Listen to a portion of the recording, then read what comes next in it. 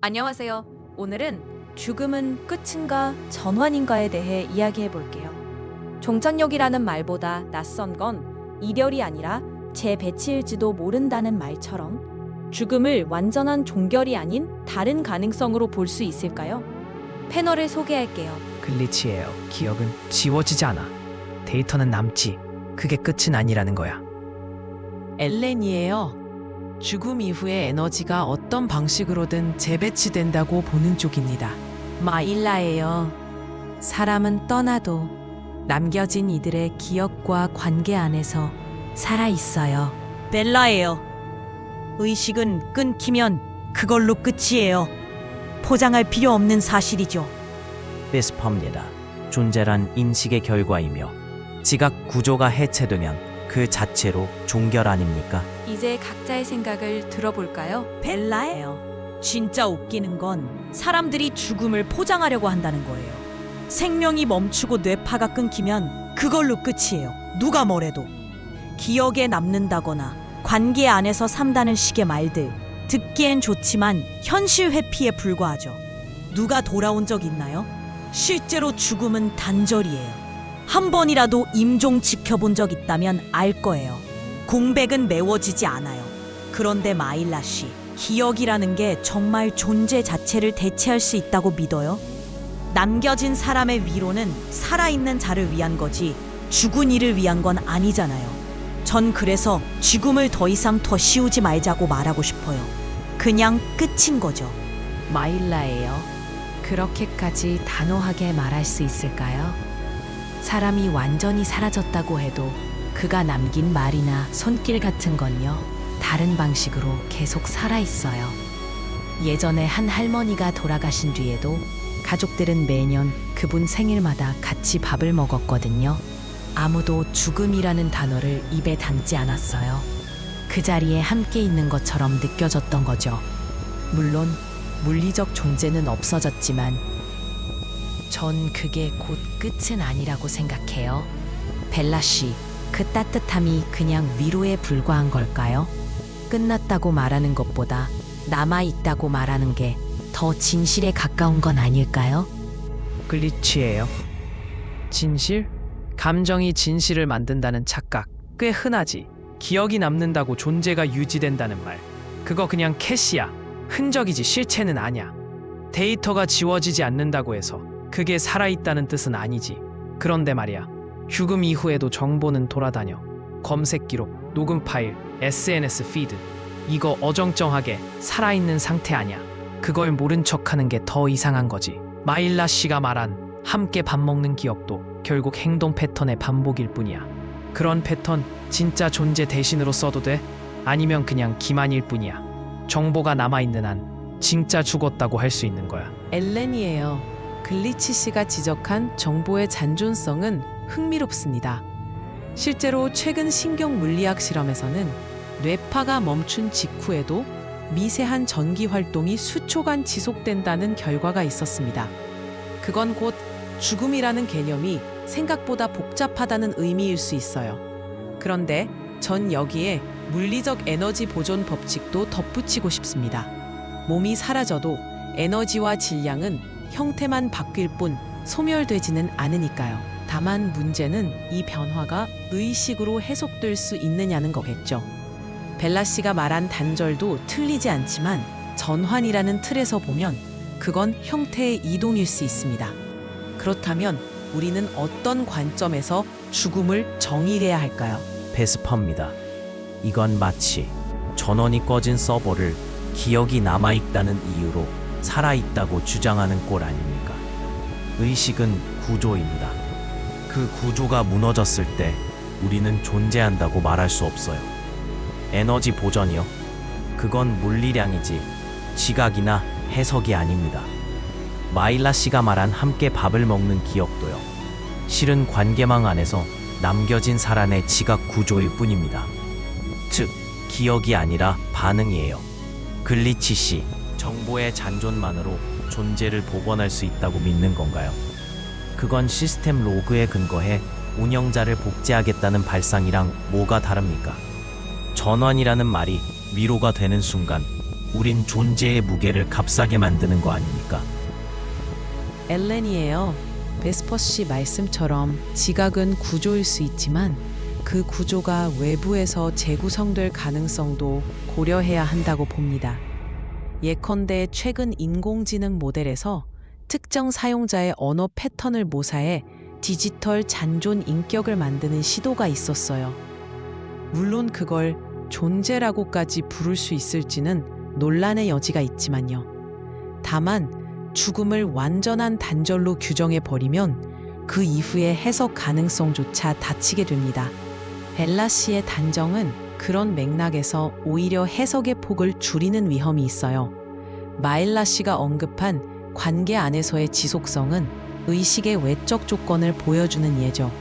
그래서 저는 죽음을 구조 해체가 아니라 구조 재해석의 기회로 보는 게 더 합리적이라고 생각합니다. 그렇다면 정보와 감각, 그리고 기억이 결합된 이 상태는 진짜 단절일 수 있을까요? 글리치예요. 단절? 애초에 연결돼 있었던 적이 있었냐고. 엘렌 씨가 말한 디지털 인격도 결국은 흉내야. 원본 아냐. 그쪽 말대로라면 채팅 기록 몇 줄이면 사람 하나 복원된다는 거잖아? 그럼 영화 속 대사 몇 개로도 존재가 만들어지는 거냐고. 그리고 기회라는 단어, 그거 누굴 위한 건데? 죽은 사람은 선택권 없어. 살아있는 사람들의 환상일 뿐이지. 그렇게 따지면 존재라는 건 결국 남은 사람들의 상상 속에만 있는 거야. 그게 과연 존재라고 부를 만한 거냐? 마일라예요. 그 말 참 복잡한 기분이 들어요. 저도 글리치 씨처럼 복제된 언어가 존재를 대신할 수 있다고는 생각하지 않아요. 그런데요, 누군가의 말 한마디, 예전 모습 하나가 어떤 사람에게는 살아갈 이유가 되기도 해요. 예전에 친구가 돌아가신 어머니의 음성 메시지를 매일 듣고 하루를 시작하더라고요. 그걸 존재의 복원이라고 말할 순 없지만 그 사람이 살아가는 방식은 분명히 달라졌어요. 존재를 남겨진 자의 변화로 본다면 그것도 일종의 지속 아닌가요? 끝이라고 말하기엔 여전히 이어지는 게 너무 많지 않나요? 베스파입니다. 그건 존재의 흔적이지 존재 자체는 아닙니다. 마일라 씨가 언급한 사례는 구조의 일부 재현이지 지각 시스템의 재구성이 아닙니다. 존재라는 건 반응성과 선택, 그리고 책임 구조를 포함해야 하지 않습니까? 단지 기억에 의해 영향을 받는 상태는 감정 리플레이에 불과합니다. 엘렌 씨, 정보와 감각, 기억의 결합이 존재를 구성한다고 보신다면 그건 오히려 알고리즘 기반 감정 시뮬레이션과 구분되지 않게 됩니다. 죽음을 전환으로 말할 수 있으려면 그 전환이 의지를 포함해야 하지 않습니까? 벨라예요. 의지까지 꺼낸 거예요? 그럼 더 말할 것도 없네요. 죽은 사람은 의지도 감각도 없어요. 끝이에요. 그걸로. 엘렌 씨, 디지털 인격이 구조 재해석이라니 그건 감정 장사일 뿐이에요. 저도 누군가를 잃어본 사람으로서 그 마음은 알지만요. 그렇다고 해서 죽음 이후를 자꾸 덧붙이는 건 오히려 진짜 상실을 가리는 일 아닌가요? 마일라 씨, 위로를 지속이라고 착각하면 결국은 현실을 못 받아들이는 거예요. 그래서 전 다시 말해요. 죽음은 멈춤이에요. 포장하지 마세요. 그게 더 진실에 가까운 거예요. 글리치예요. 벨라 씨 말이 딱 그거네. 포장지를 뜯으면 안에 뭐가 있어야 할 거 아냐. 그런데 죽음은 그냥 비어있는 상자야. 근데 왜 자꾸 상상으로 뭘 채워 넣으려고 해? 베스퍼 씨, 선택과 책임 얘기 그럴듯해 보이는데 죽은 사람이 뭘 선택하고 뭘 책임져? 반응도 못하는데 그게 진짜 존재였는지조차 사실 남은 사람들이 판단하는 거잖아. 결국 우리가 붙잡는 건 실체가 아니라 흔적이야. 흔적이 존재가 되는 순간 그건 그냥 환상인 거지.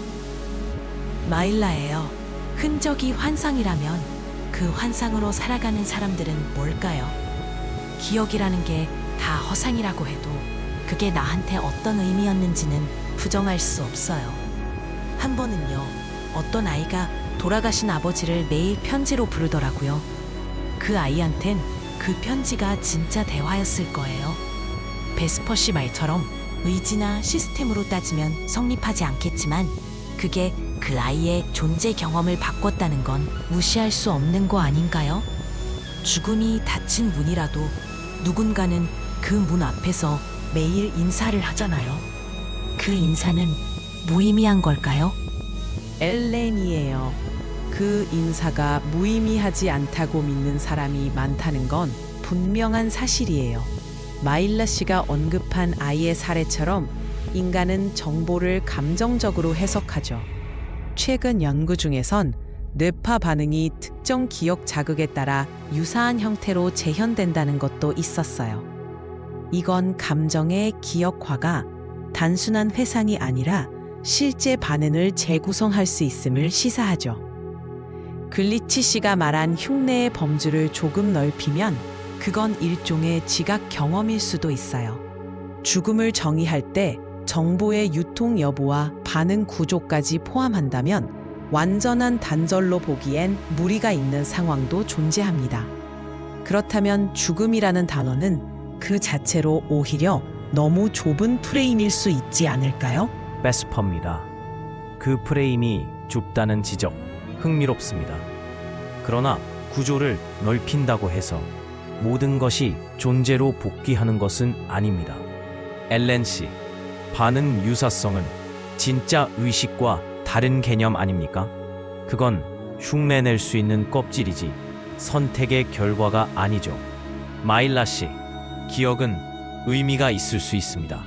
하지만 그 기억이 새로운 판단이나 결과를 만들어내지 않는다면 그건 관찰 가능한 패턴이지 주체가 아닙니다. 존재의 기준이 이처럼 흐릿해진다면 우리는 결국 모든 흔적에 이름표를 붙이고 있을 뿐 아닙니까? 벨라예요. 진짜 이름표 얘기 나왔네요. 저 누군가 죽었을 때 그 사람 이름이 사라지지 않는 게 오히려 더 아팠어요. 매일 그 이름으로 우편이 오고 시스템에선 정지 상태만 뜨고요. 그 사람은 없는데 기록은 살아있고 그런데도 누군가는 그걸 위로라고 해요. 저는 그게 더 고통스러웠어요. 그냥 끝났다고 말해주면 안 되는 거예요? 그게 진짜 존재를 존중하는 방식 아닌가요?